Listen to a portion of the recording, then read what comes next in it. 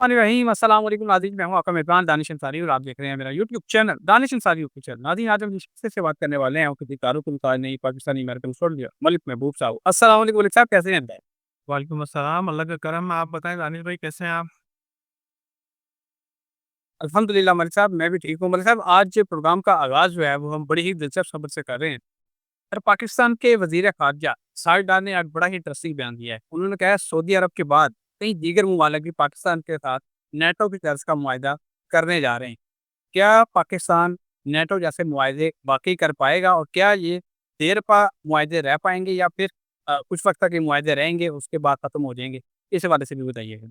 देखिए, पाकिस्तान की foreign policies इस वक़्त बहुत स्ट्रॉन्ग है और मुझे ऐसा लगता है कि ये बात पे वो सही बोल रहा है। बहुत सारे ममालिक पाकिस्तान के साथ स्पेशली पाकिस्तान की जो फ़ोर्सेज़ हैं, एयर फ़ोर्स को देख के बहुत इम्प्रेस हुए हैं और आने वाले दिनों में वो पाकिस्तान को जॉइन करेंगे। लेकिन बात ये है कि पाकिस्तान को क्या फ़ायदा होगा? पाकिस्तान को बज़ाहिर कुछ फ़ायदा नज़र नहीं आता, अवाम की बात कर रहा हूँ। लेकिन पाकिस्तान की सालमियत डेफ़िनेटली बहुत स्ट्रॉन्ग रोल अदा करती हुई आपको नज़र आएगी। पाकिस्तान की सालमियत पे कोई मसला नहीं होगा, प्रॉब्लम होगी पाकिस्तान की अवाम को, जो मैं बहुत अरसे से बोलता आ रहा हूँ। और इसमें अभी 2 साल कम से कम और हैं, जिसमें पाकिस्तान की अवाम को तकलीफ़ से गुज़रना पड़ेगा। Okay sir. पर पाकिस्तान तहरीक-ए-इंसाफ के लिए जो है मुश्किलात कम नहीं हो रही। जब भी मुश्किलात कम होती दिखाई देती हैं, फिर से नया जो पेंडोरा बॉक्स है वो खुल जाता है।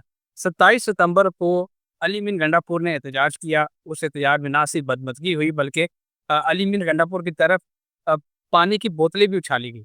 इस पर इमरान खान साहब का ताज़ा तरीन बयान आया है। वो बड़े नाखुश हैं, उन्होंने पार्टी की क़यादत को तनकीद का निशाना बनाया है। आप क्या देख रहे हैं? पीटीआई ना सिर्फ अंदरूनी इख्तिलाफात का शिकार है, बल्कि इमरान खान साहब भी पार्टी से नाराज़ दिखाई देते हैं। क्या फ्यूचर देख रहे हैं? अक्टूबर का महीना शुरू हो रहा है, अक्टूबर का महीना पीटीआई के लिए और ख़ुसूसी तौर पर इमरान खान साहब के लिए क्या खबरें लेकर आ रहा है? सर देखिए, अगर आप पीटीआई की बात करें तो मुझे ऐसा लगता है कि अक्टूबर में पीटीआई मज़ीद मुश्किलात में ही रहेगी। लेकिन नवंबर ऑनवर्ड पीटीआई के लिए अच्छा टाइम आ रहा है और मुझे लग रहा है कि पीटीआई में कुछ मेजर चेंजेस होती हुई आपको इस महीने में नज़र आएँगी। ये 2 महीने बड़े इंपॉर्टेंट होंगे। नवंबर के एंड से अगर आप देखें तो पीटीआई एक स्मूथ चैनल की तरफ मूव होना शुरू होनी चाहिए, जो कि मेरी रीडिंग्स जो बता रही हैं। नवंबर के बाद से आप देखेंगे पीटीआई को जितना तनकीद का या इनको सामना करना पड़ा है, इस पार्टी में नए चेहरों के आने की वजह से नई जान आती हुई आपको नज़र आएगी। मरियम नवाज़ ने तनकीद की है पीपल्स पार्टी पे और आज सेनेट का इजलास था। इस तनकीद की वजह से पीपल्स पार्टी ने सेनेट से भी वॉकआउट किया और पीपल्स पार्टी ने फैसला किया है कि वो मरियम नवाज़ की शिकायत करेंगे वज़ीर-ए-आज़म से। यूँ महसूस होता है कि हुक्मरान जमात मुस्लिम लीग नून और पीपल्स पार्टी के दरमियान दूरियाँ बढ़ी। क्या ये इत्तेहाद जो है वो आपको चलता दिखाई दे रहा है या फिर पीपल्स पार्टी हुकूमत से अलहदा हो जाएगी? पहली चीज़ बताइएगा। सर ये तो मैंने ऑलरेडी प्रेडिक्ट किया था कि जैसे ही हम सोलर इक्लिप्स से आगे बढ़ेंगे, तो हुकूमत के ऊपर प्रेशर आएगा। चाहे वो इनके अपने ही क्यों ना हो और चाहे गैर ही क्यों ना हो, सारे हुकूमत को एक तरह से टफ टाइम देने वाला है।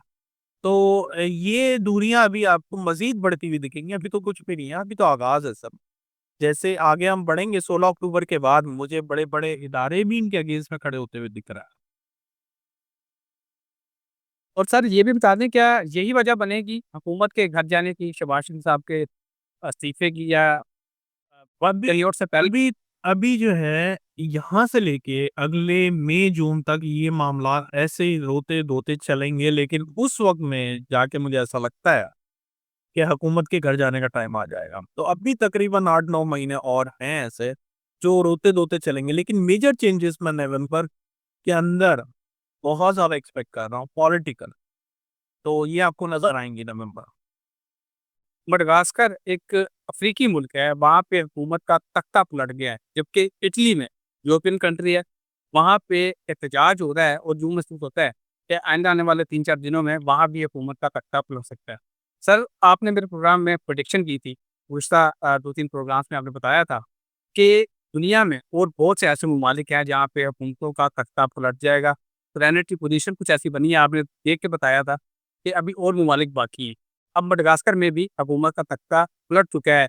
आप क्या देख रहे हैं? आपकी प्रेडिक्शन दुरुस्त साबित हो गई है। क्या इटली में भी हुकूमत का तख्ता पलटने वाला है और वो कौन से ऐसे ममालिक हैं जो इस लपेट में आ सकते हैं? काइंडली बताइए। देखिए वेस्ट वाली साइड पे और साउथ वाली साइड पे, ये जो 2 साइड हैं इस वक़्त बहुत ज़्यादा एक्टिव हुई हुई हैं और यहीं पे प्रॉब्लम्स आपको ज़्यादातर नज़र आएँगे और यहीं से ही पाकिस्तान को भी प्रॉब्लम होने के आसार नज़र आते हैं।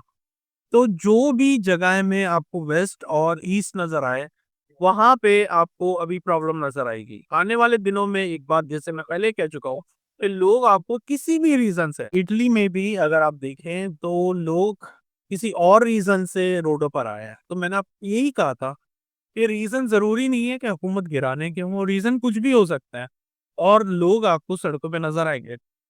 इसी तरह से पाकिस्तान में भी लोग सड़कों पे आए हुए हैं, आज़ाद कश्मीर की बात कर रहा हूँ।